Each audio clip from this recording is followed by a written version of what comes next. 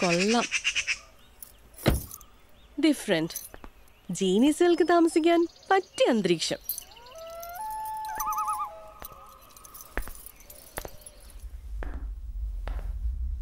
ഇവിടെ ആരും ഇല്ലേ? Hello, anybody home?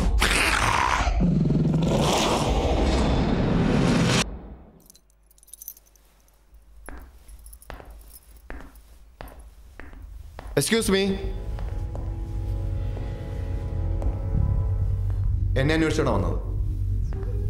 Mister William D'Souza അല്ലേ? അതെ. ഞാൻ താര, രാജുവിന്റെ സിസ്റ്ററാ. ഓ യെസ്, സൂര്യൻ തിരുമേനയുടെ മകൾ. അതെ. മന്ത്രവും തന്ത്രവും ഒക്കെ പഠിക്കുന്ന സൂര്യമൂർത്തി മനയിലെ പെൺകുട്ടി ഇങ്ങനെ മോഡേൺ ആയിട്ട് വസ്ത്രം ധരിക്കൂ?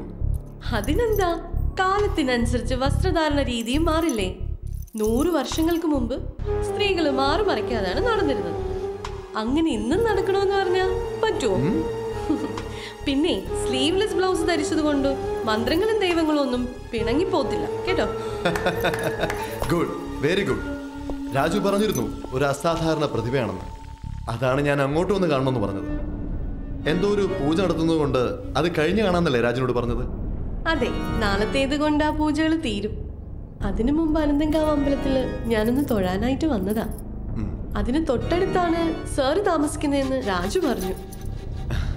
നന്ദിയുണ്ട് എന്നെ ഇങ്ങോട്ട് വന്ന് കണ്ടതിന്. എന്തിനു വേണ്ടിയുള്ള പൂജ അതാരം നടത്തുന്നത്? നല്ല ഭർത്താവിനെ കിട്ടാൻ വേണ്ടിയാണോ? എന്റെ മനസ്സിന് ഇണങ്ങുന്ന ഒരു നല്ല ഭർത്താവിനെ ഒരിക്കലും എനിക്ക് കിട്ടിയേക്കൊന്നും തോന്നുന്നില്ല. ഈ പൂജ ഒരു നെഗറ്റീവ് പവറിനെ ഒഴിവാക്കാൻ വേണ്ടിയാണ്. നെഗറ്റീവ് പവറോ? അതെ, സൂര്യമൂർത്തി മനയിൽ ഒരു നെഗറ്റീവ് പവർ കടന്നുകൂടാൻ ശ്രമിക്കുന്നുണ്ട്. അച്ഛനെ വിളിച്ച് ചോദിച്ചപ്പോൾ അങ്ങനെയൊന്നും ഉണ്ടാവില്ലെന്ന് പറഞ്ഞു. പക്ഷേ എനിക്കുറപ്പാണ്, that bad power is trying to enter our house. I am sure of it. വരൂ, എന്റെ താവളമൊക്കെ ഒന്ന് ചുറ്റിക്കാണണ്ടേ? Come on. ആ നെഗറ്റീവ് പവർ എന്താണെന്ന് തിരിച്ചറിയാൻ താരയ്ക്ക് ഇതുവരെ കഴിഞ്ഞില്ലേ? ഞാൻ ഈ കാര്യത്തിൽ ഒരു സ്റ്റുഡന്റ് അല്ലേ? എന്നെക്കാട്ടിലും വളരെ മുകളിലാണ് ആ ശക്തി. പക്ഷേ നാളത്തെ ആ പൂജയോടുകൂടി അതിനൊരിക്കലും ഞങ്ങളെ ആരെയും സ്പർശിക്കാൻ പോലും കഴിയില്ല.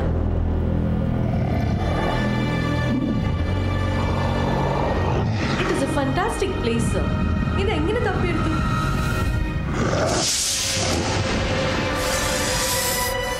എന്താ ആലോചിക്കുന്നത്? അല്ല, അവിടെ വന്നാൽ എനിക്ക് പൂജ കാണാൻ പറ്റൂ? അയ്യോ, ഞാനല്ലാതെ മറ്റാരും ആ സമയത്ത് കാവിൽ ഉണ്ടാവാനേ പാടില്ല. അതെന്താ, ചില സ്ത്രീ മന്ത്രവാദികൾ നഗ്നപൂജ നടത്താറുണ്ടെന്ന് കേട്ടിട്ടുണ്ട്. ഇനി അങ്ങനെ വലുതാണോ? അഥർവവേദത്തിലും മാന്ത്രിക ഗ്രന്ഥങ്ങളിലും നഗ്നപൂജയെ പറ്റി പറഞ്ഞിട്ടുണ്ട്. പക്ഷേ ഇതല്ല. ഉപനിഷത്തുകളിൽ നിന്നെല്ലാം ഞാൻ തെരഞ്ഞെടുത്ത കാളിസർപ്പ പൂജയാണിത്. നടനപൂജ എന്നും പറയാം. ഫലിച്ചാൽ ആ ദുഷ്ടശക്തിയുടെ നാശം സുനിശ്ചയമാണ്.